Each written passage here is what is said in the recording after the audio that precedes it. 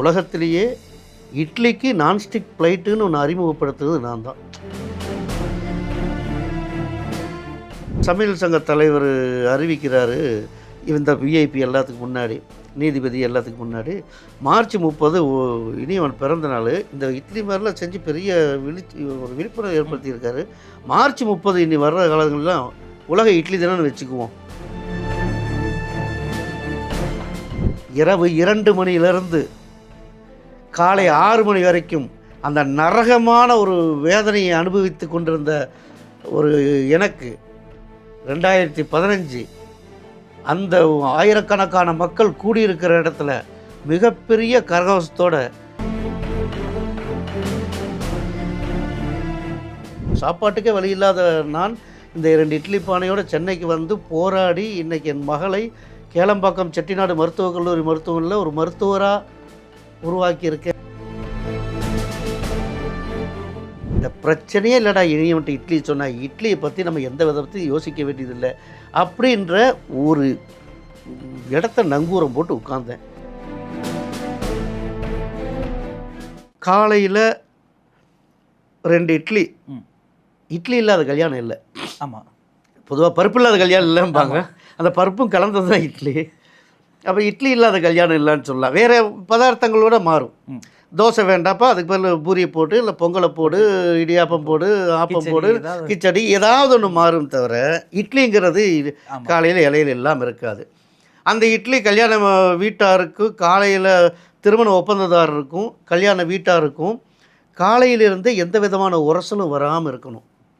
காலையில் வரும்போது 2 இட்லி சூடாக இருந்தது. அவங்க திருமண வீட்டார் ஏதோ இவ்வளவோ மன ஓட்டத்தில் குழப்பத்தில் இருப்பாங்க, பரபரப்பாக இருப்பாங்க. அந்த நேரத்தில் சூடாக 2 இட்லி சாப்பிட்டுட்டு போகும்போது அவங்களுக்கு ஒரு போய் மற்ற அப்போ சல்லுன்னு இட்லி சூடு இல்லாமல் இல்லை ஒட்டி குலகுலன்னு ஏதாவது காரணம் இருந்தால் அப்போவே அவங்க மனசுக்குள்ளே சின்னதாக என்னடாது அப்படிமா அது அப்படியே இருந்து மத்தியானம் ஏதாவது ஒரு சின்னதாக ஏதாச்சுன்னா காலையில் இப்படி தருது, மத்தியானம் இப்படி இருக்குது, ஒரு சின்ன விரிசல் அதிகம். யார் ஒருத்தருக்கும் உடனடியாக சட்டுன்னு கோவம் வந்துடாது. கொஞ்சம் கொஞ்சமாக இரவு டின்னரில் ஏதாவது சின்னதாக இருந்தால் எல்லாம் சேர்ந்து பில்லு வாங்க போகும்போது அந்த குறை இந்த குறைன்னு கொட்டி தீர்த்துருவாங்க. இந்த பிரச்சனையே இல்லைடா, இனியவன்ட்டு இட்லி சொன்னால் இட்லியை பற்றி நம்ம எந்த விதத்தையும் யோசிக்க வேண்டியதில்லை அப்படின்ற ஒரு இடத்த நங்கூரம் போட்டு உட்கார்ந்தேன். சூப்பர். அதுதான் என்னுடைய வெற்றியினுடைய அடையாளமாக இருந்தது. ரெண்டாவது, உங்களுடைய மனசை டச் பண்ணுற அளவுக்கு என்ன அப்படின்னு பார்த்து அந்த காலச்சூழலுக்கு ஏற்ப இன்றைக்கி ஒரு கடிதம் எழுதிட்டு இருந்தால் 2 நாள் அவங்க போய் சேர்றதுக்கு, இன்றைக்கி டக்குன்னு உடனடி கூட போகுது. அன்னைக்கு எனக்கு கிடைச்ச ஒரு மிகப்பெரிய ஆயுதமாக இருந்தது இந்த கடிதம். ஓகே, அந்த சூழலுக்கு அது எனக்கு சரியாக பொருத்தமாக இருந்தது. அதன் மூலிமா எனக்கு ஒரு இது கிடச்சிது. நிறைய மாநாடுகளுக்கும் நீங்கள் வந்து உலக மாநாடு. ஆமாம், அதான் சொன்னேன். மாநாடுகள் எல்லாமே அப்படிங்கும்போது ப்ரொடக்ஷன் பண்ணணுன்னா அப்படின்னா அதுக்காகத்தான் முதல் முறையாக அந்த நான்ஸ்டிக் பண்ணி இப்போ நிறைய மாநாடு நிகழ்ச்சிகள் எதுவாக இருந்தாலும் சரி, சில லட்சங்கள் கேட்டாலும் கூட நான் பானை வச்சு தயாரித்து உடனுக்குடன் தயாரித்து கொடுக்க முடிய அளவுக்கு நாங்கள் எங்கள் வளப்படுத்திட்டோம். நிறைய நிகழ்ச்சி செய்கிறோம், உலகம் முழுவதுமே போய் செய்கிறோம். குறிப்பிட்டு சொல்ல முடியுமா என்னென்ன மாநாடுகளுக்கெல்லாம் வந்து நீங்கள்? இப்போது மதுரையில் முக அழகிரி ஐயாவுடைய பையன் திருமண நிகழ்ச்சி, இந்த மாதிரி பெரிய பெரிய திருமண நிகழ்ச்சி எல்லாம் அது செஞ்சது எங்கள் நண்பர்னால அது சொல்ல முடியும். இப்போ எங்களுடைய பணி என்னன்னா, நாங்கள் எந்த வீட்டு எந்த விஐபிக்கு போய் இட்லி ஊற்றுறோன்னு அவங்களுக்கு தெரியாது. ஓகே, நீங்கள் ஒரு சமையல் ஒப்பந்ததாரர், நீங்கள் உங்கள்கிட்ட உணவு பட்டியல் ஒன்று கொடுப்பீங்க திருமண வீட்டார்கிட்ட. அவங்க இந்த இட்லி நல்லா போட்டிருப்பாங்க, அதெல்லாம் டிக் பண்ணிடுவாங்க. இந்த மாதிரியான இனிப்பு வகை இந்த மாதிரியானலாம் இருக்குன்னா எல்லாம் வந்துட்டு வெளியில் வந்துட்டு இனியவன் ஒரு ராமச்சந்திரா கல்யாண மண்டபத்தில் ஒரு 5000 பேர் இனியவன், எனக்கு காலையில் 7 இட்லி சாயந்தரம் 8 இட்லி பண்ணி கொடுத்த இனியவன் அப்படின்றோம். ஓகே சார் அப்படின்றோம். அந்த திருமண வீட்டாருக்கு இவர் தான் செஞ்சதாக தான் போகும். இப்போ மொத்த கான்ட்ராக்ட் எடுக்கிறீங்க இல்லையா, அவங்க இட்லியை மட்டும் எங்கள்கிட்ட சப் கான்ட்ராக்ட் கொடுத்துருவாங்க. அதில் பர்டிகுலராக அவங்க வந்து நாங்கள் இந்த மண்டபத்துக்குலாம் செஞ்சோம், இந்த மாநாட்டுக்கு செஞ்சோம் அப்படின்னு பர்டிகுலராக சொல்லும்போது அது ஒட்டுமொத்த கேட்ரிங் எடுத்தவங்களுக்கு சின்னதாக ஒரு இதாக இருக்கும். நிறையா நிகழ்ச்சிக்கு நாங்கள் போய் செஞ்சு கொடுப்போம். யாருக்கு செஞ்சோங்கிறதெல்லாம் அந்த கேட்ரிங் கார்ட்டை நாங்கள் பில்லு வாங்கிக்குவோம், கேட்ரிங் கார்ட்டுக்கு செய்வோம்.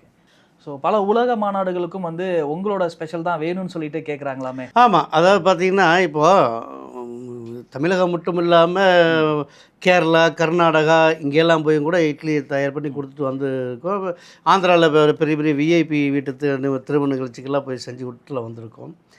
பார்த்திங்கன்னா இன்றைக்கி உலகம் முழுவதுமே நாங்கள் போய் ஒரு ஓலை குடிசையில் ஒன்றும் தெரியாத மிகப்பெரிய ஒரு ஒரு இதில் வாழ்ந்த நான் இன்றைக்கி உலக நாடுகளெல்லாம் போகிற அளவுக்கு அப்படிங்கும்போது எனக்கு ரொம்ப பெருமையாகவும் இருந்தது.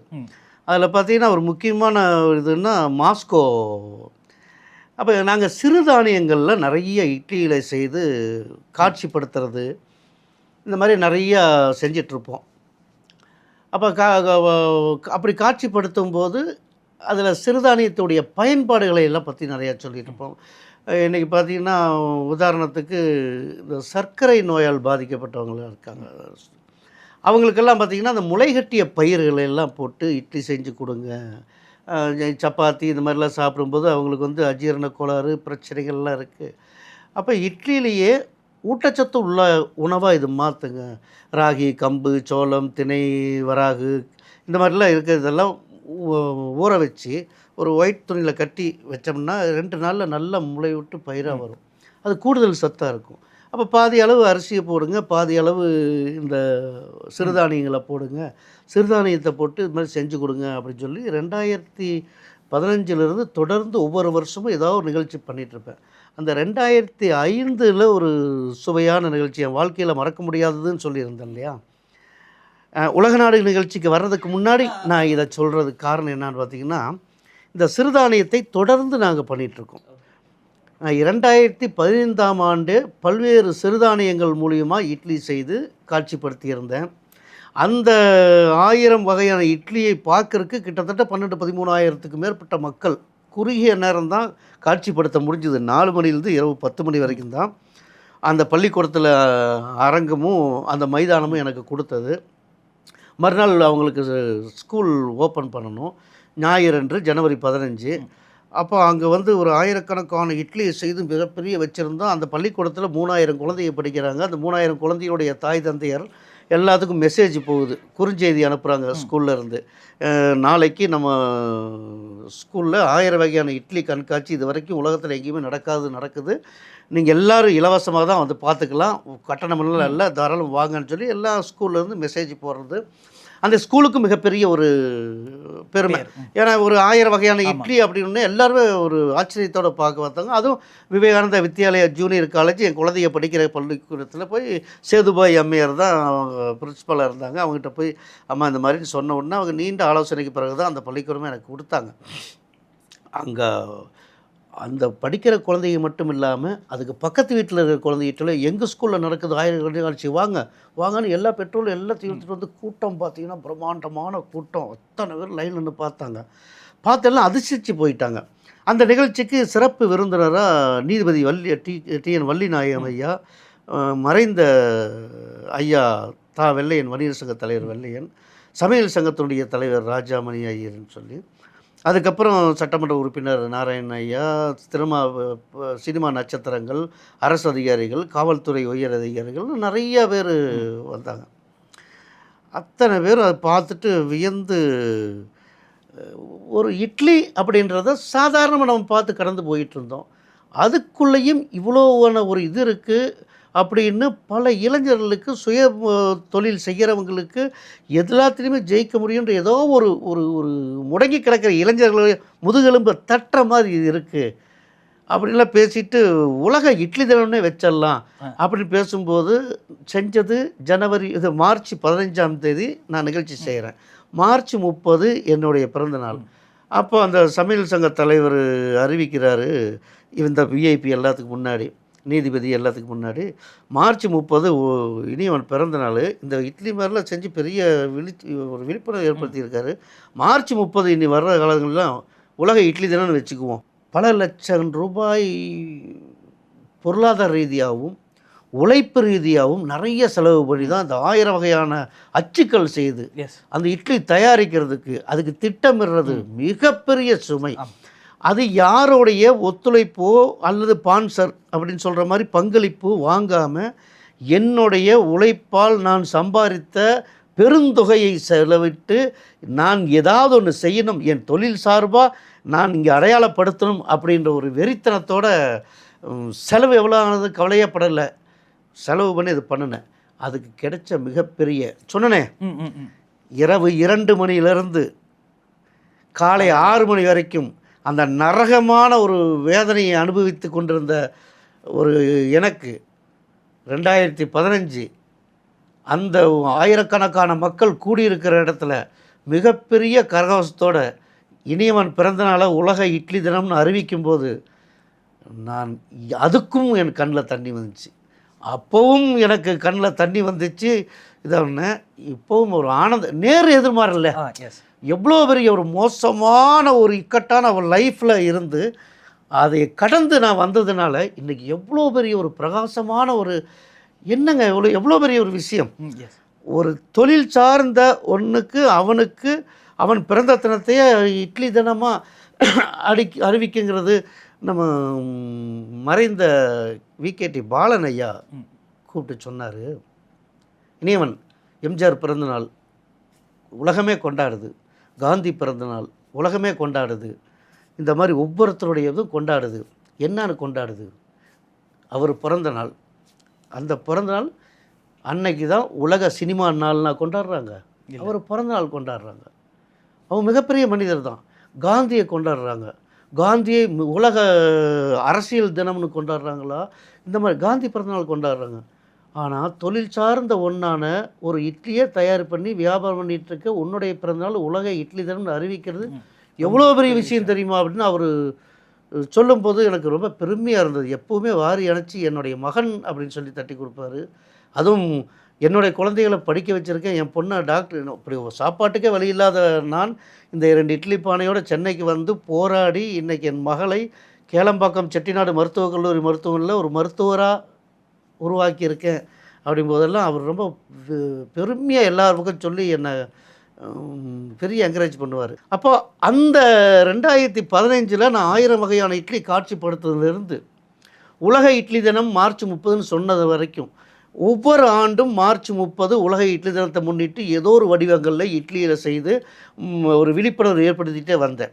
இது எல்லாம் உற்று கவனிக்கப்பட்டது இந்த சமூகம் மட்டுமல்ல, அது எத்தனையோ பக்கத்தில் இருக்கக்கூடிய கவனத்தையும் ஈர்த்து வச்சிருக்கு அப்படிங்கிறது எனக்கு தெரியல. ஒரு நாள் எனக்கு தொலைபேசியில் தொடர்பு கொண்டு இனியவன் ஐநா சபை 2023ஆம் ஆண்டை வேர்ல்டு சிறுதானிய ஆண்டை அறிவிச்சிருக்காங்க. ஓகே மில்லட் ஆண்டுன்னு அறிவிச்சிருந்தாங்க. அப்போது இதுக்கு சரியான ஆள் யார் அப்படின்னு ரஷ்யாவில் இந்திய தூதரகமும் எவ்வளோ பெரிய உயரம்னு பாருங்கள். ரஷ்யா தலைநகர் மாஸ்கோவில் இந்திய தூதரகமும் இந்திய வம்சாவளி தொழில் அதிபர்களும் சேர்ந்து இந்தியா டே அப்படின்னு ஆகஸ்ட் 15 சுதந்திர தினத்தை முன்னிட்டு ஆகஸ்ட் 10லிருந்து 15 வரைக்கும் தொடர் நிகழ்ச்சி செய்வாங்க. அந்த நிகழ்ச்சியில் 2023 ஆண்டு சிறுதானிய ஆண்டாக அறிவித்ததுனால அங்கே சிறுதானிய உணவு கூடம்னு ஒன்று பெருசாக இடத்த வச்சு பல்வேறு வகையான உணவு ஸ்டால் ஏதோ நாட்டிலேருந்தெல்லாம் வந்து பண்ணியிருந்தாங்க. அந்த சிறுதானிய உணவகம்னு பெரிய ஒரு இடம், மிகப்பெரிய இடம் எங்களுக்கு கொடுத்து எங்களை இங்கேருந்து கூட்டிகிட்டு போய் இவன் தான் இதுக்கு சரியானவன், தொடர்ந்து எந்த விதமான பிரதிபலனும் எதிர்பார்க்காம சிறுதானியத்தை பற்றியும் அதனுடைய இதை பற்றியும் சொல்லிகிட்டே வர்றான். இந்த சிறுதானிய ஆண்டுன்னு ஐநா அறிவித்ததுக்கு அப்புறம் செஞ்சது வேற. ஆனால் நான் இதெல்லாம் அறிவிப்பாங்களா இல்லைன்னு தெரியறதுக்கு முன்னாடியே செஞ்சுட்டு வந்தேன் இல்லையா. அதனுடைய விளைவு என்னை மாஸ்கோ கூட்டிகிட்டு போய் சிறுதானிய இட்லிகள் உள்ளிட்ட பல்வேறு வகையான இட்லியை செய்து காட்சிப்படுத்த சொன்னாங்க. அது பெரிய வாய்ப்பு கொடுத்தாங்க. அங்கே இருக்கக்கூடிய காசி விஸ்வநாதன் சொல்லி என்னுடைய அருமை நண்பர் இதுக்குண்டான ஏற்பாடு பண்ணி ரஷ்யா மக்கள்லாம் சேர்ந்து என்னை கூட்டிகிட்டு போய் அங்கே இந்த இட்லி கண்காட்சி நடத்தி அவங்களுக்கு சாப்பிட்றதுக்கெல்லாம் கொடுத்து அப்புறம் நான் கடந்து வந்ததை ஒரு சாதாரண ஒரு இட்லின்னு ஒரு ஏழை தாயின் வயிற்றில் பிறந்த ஒருத்தன் இன்றைக்கி உலகம் முழுவதும் போயிட்டு வந்திருக்கான். இன்றைக்கி மாஸ்கோவுக்கு வந்து இது செஞ்சுருக்காரு. அவர் வந்த பாதை என்னான்னு உங்கள்கிட்ட சொல்லுவாருன்னு சொல்லி லட்சக்கணக்கான மக்கள் கூடுத கூட்டத்தில் மேடையில் என்னை பேச சொல்லி நான் பேசுகிறத ரஷ்ய மொழியில் மொழிபெயர்த்து அது பெரிய ஒரு இது பண்ணாங்க. அதே மாதிரி துபாய் தமிழ் சங்கம் என்னை கூட்டிகிட்டு போய் அங்கே தீபாவளி டேன்னு கொண்டாடுவாங்க. தீபாவளி நெருக்கத்தில் தீபாவளி விழா மாதிரி அங்கே கொண்டாடுவாங்க. அது பெரிய ஒரு வளாகம், ஸ்கூல் கிரவுண்டு. அந்த கிரவுண்டில் பல்வேறு வகையான இட்லி செய்து காட்சிப்படுத்தி அந்த நிகழ்ச்சிக்கு பல்வேறு நட்சத்திரங்கள் உட்பட இறையன்பு ஐஏஎஸ் ஐயா சிறப்பு விருந்தினராக வந்து எங்களுக்கு விருது கொடுத்து அந்த துபாயில் அந்த மாதிரிலாம் கௌரவிச்சாங்க. அங்கேயும் போய் எல்லாம் செஞ்சு கொடுத்து வந்தோம். அதே மாதிரி இலங்கையில் இருக்கக்கூடிய ஒமேகா ட்ரேடர்ஸ்ன்னு சொல்லி செல்வராஜ் ஐயான்றவர் தன்னுடைய வீட்டு கல்யாணத்தில் இந்த இட்லி வேணும் தன்னுடைய மகள் திருமணத்துக்கு அப்படின்னு எங்களை வந்து சொல்லி எங்களை எல்லாம் ஃப்ளைட்டை கூட்டிகிட்டு போய் இலங்கையில் போய் அந்த திருமண நிகழ்ச்சியில் இட்லி செய்யக்கூடிய வாய்ப்பு கொடுத்து எல்லாரும் கவர்ற மாதிரி இளநீர் இட்லி உட்பட பல்வேறு இட்லியெல்லாம் செய்து காட்சிப்படுத்திட்டு வந்தோம். இன்றைக்கி ஒரு ஏதோ இட்லி தானே அப்படிங்கிற மாதிரி இல்லாமல் இதில் நான் எடுத்த முன்னெடுப்புகளால் தான் இன்றைக்கி உலகம் முழுவதும் எனக்கு ஒரு சின்ன ஒரு அடையாளத்தை கொடுத்துருக்கு அப்படிங்கிற மாதிரி ஒரு பெரிய வாய்ப்பு கிடைச்சது. எனக்கு என்ன இன்னொன்று கேட்கணும்னு தோணுச்சு அப்படின்னா, இப்போ நிறைய பேர் வந்துட்டு பிஸ்னஸ் ஆரம்பிக்கிறாங்க சார். ஆரம்பிக்கும்போது கன்சிஸ்டன்சி அப்படின்றது வந்து ரொம்ப முக்கியம். இடையில ஏதாவது ஒரு விஷயம் ஏற்பட்டுச்சு அப்படின்னா வந்துட்டு அதை அப்படியே ட்ராப் பண்ணிடுவாங்க. ஸோ நீங்கள் இந்த தொடர் பயணம் தொடருக்கு என்ன உறுதியாக இருந்தது மனசில் வந்து சார்? அதான் ஒரு எண்ணம் இருந்தது. அது உள்ளபடியே அது என்ன ஏதுன்னு பகுப்பாய்வு செய்ய இதுக்கெல்லாம் எனக்கு தெரியாது. என்னுடைய கல்வின்னு பார்த்தீங்கன்னா 8வது வரைக்கும் ஸ்கூலுக்கு போயிருக்கிறது, அது சாப்பாட்டுக்காக போயிருக்கிறது. ஆனால் இந்த சமூகத்தை நான் படித்தேன். ஒரு ஆட்டோ ஓட்டுநராக இருக்கும்போது உங்களுடைய மனதை தொட்டால் என்ன அப்படின்னா, உங்களுக்கு ஒன்றும் இல்லை, அந்த முதல் வார சவாரி வந்த அந்த அம்மையார் என் ஆட்டோ ஸ்டாண்டில் வந்து ஏறுறாங்க, வாடகை கேட்குறாங்க. நான் 35 ரூபா கொடுங்கம்மான்றேன். கொண்டு போய் இறங்குறாங்க. இறங்கும் போது நான் சொல்கிறேன், அம்மா திரும்பி நீங்கள் போவீங்களான்னு. ஆமாம், எத்தனை நேரம் ஆகும்னு தெரியாதுன்றாங்க. ஆமாம், எவ்வளோ நேரம் ஆகுதுன்னு பாருங்கள். திரும்பி வரும்போது என் ஆட்டோ இருந்தால் என் ஆட்டோவில் வாங்க, 5 ரூபா கம்மியாக கொடுங்க, அல்லது எனக்கு எதாவது சவாரி கொடுத்தா நான் போயிடுறேன் அப்படின்றேன். அந்த அம்மா இறங்கி போகிறாங்க. ஒரு அரை மணி நேரம் இருக்கும். நான் ஏதோ புத்தகம் படிச்சிருந்தேன். எனக்கு எந்த சவாரியும் வரல. சவாரி வராதது அது ஒரு வகையில் நல்லதுன்னு நினைக்கிறேன். அந்த அம்மாவே திரும்பி வந்தாங்க. எனக்காக நீ வெயிட் பண்ணலையேன்னாங்க. அம்மா உங்களுக்காக வெயிட் பண்ணலன்னு, நடக்க போகலாம் அப்படின்னாங்க. எங்கள் ஆட்டோ ஸ்டாண்டு வந்தோடனே நிறுத்துங்கன்னாங்க. எங்கள் அம்மா போகணும் அப்படின்னு 2 தெரு தள்ளி ரைட்டில் திரும்பின அவங்க வீடு. அவங்க நடந்து தான் வந்து ஆட்டோ ஏறினாங்க. நான் எங்கள் அம்மா உங்கள் வீடுன்னு உங்கள் வீட்டில் போய் வாசலில் இறக்கி விட்டேன். அதுக்கு காரணம் இருந்தது. அவங்க இறங்கி நடந்து போகும்போது கொஞ்சம் தாங்கி தாங்கி நடந்து போனாங்க. பிற்பாடு தான் எனக்கு தெரியும், அவங்களுக்கு ஆனந்தன் ஒரு பையன் இருக்கான், தீபான்னு ஒரு பொண்ணு இருக்குது, அவங்க வீட்டுக்காரர் துபாயில் இருக்கார். இவங்க பஸ்ஸில் போய் இறங்கும்போது அடிபட்டதுலேருந்து எங்கே போனாலும் ஆட்டோவில் தான் போகணும். அது அவங்க காரெல்லாம் கிடையாது, ஆட்டோவில் தான் எங்கேயாவது போயிட்டு வரணும் அப்படிங்கிறது எனக்கு பின்னாடி தான் தெரியும். ஆனால் அவங்க கொஞ்சம் தாங்கி போகிறாங்க. ஏன் அவங்கள இங்கே இறக்கி விடணும், அவங்க வீட்டிலே இறக்கி விடுவோமே அப்படின்னு நினச்சி அவங்க வீட்டில் இறக்கி விட்டேன். இறங்குனம்மா, எப்பா போகும்போது 35 ரூபா கொடுத்துட்டேன், இப்போ வரும்போது 30 ரூபா கேட்டிருக்கேன், இந்தா அப்படின்னு கொடுத்துட்டு இந்தாப்பான்னு ஒரு 15 ரூபா எடுத்தாங்க. நான் போகும்போது 40 ரூபா கொடுப்பேன், வரும்போது 40 ரூபா கொடுப்பேன். அந்த ஸ்டாண்டில் எல்லாம் அப்படி தான் வாங்குகிறாங்க. உன்னோட 15 ரூபா நீயே வச்சுக்கப்பா, எனக்கு எப்போ தேவைனாலும் உன்னை கூப்பிட்றேன் அப்படின்னு சொன்னது மட்டும் இல்லாமல் மேல்தளத்தில் கூடியிருக்கிற அந்த டாக்டர் கீதா அவங்ககிட்ட அறிமுகப்படுத்தி, அவங்க பக்கத்தில் ஒரு அப்பார்ட்மெண்ட் இருக்குது, அங்கே எல்லாம் கூப்பிட்டு அறிமுகப்படுத்தி, உங்களுக்கு எப்போ ஆட்டோ எங்கே போகணுன்னா இந்த பையன் நல்ல பையன், கனிவாக பேசுகிறான், நல்ல பையனாக இருக்கான், இவனை பயன்படுத்துங்கன்னு சொன்னாங்க. வைரமுத்து அவர்கள் வந்து உங்களோட இட்லிக்காக ஒரு கவிதையை எழுதியிருக்காரு இல்லையா? ஆமாம், அவர் வைரமுத்து இந்த மாதிரி உணவு கூடங்கள் துவக்கணும், நல்ல ஆரோக்கியமான உணவும் சரி தான், அது இட்லிங்கிறத உலகம் முழுவதும் கொண்டு போகணும். ஒரு சாதாரண இட்லின்னு வந்தும் கூட அவருடைய லைஃப்பில் ஏதாவது சக்ஸஸ் பண்ணி பிடிச்சிருக்கும் போது உங்களாலேயும் முடியும். கடந்து வந்து ஒரு வெற்றி அடைஞ்சது பின்னாடி தான் நம்மளாம் ஒரு இடத்துக்கே வர முடியுது. அப்போ அந்த வெற்றி அடையிறதுக்கு நீ வரணுன்னா உனக்கு தேவையானது பொறுமையும் கவனமும். முயற்சிங்கிறது ஏதோ செஞ்சோன்னு இல்லாமல் நம்ம நினைச்ச காரியம் முடிகிற வரைக்கும் முயற்சி செய்யணும். நான் முயற்சித்து பார்த்தேன், அது முடியல, முடிகிற வரைக்கும் நீ முயற்சி செய்யணுங்கிறது தான்.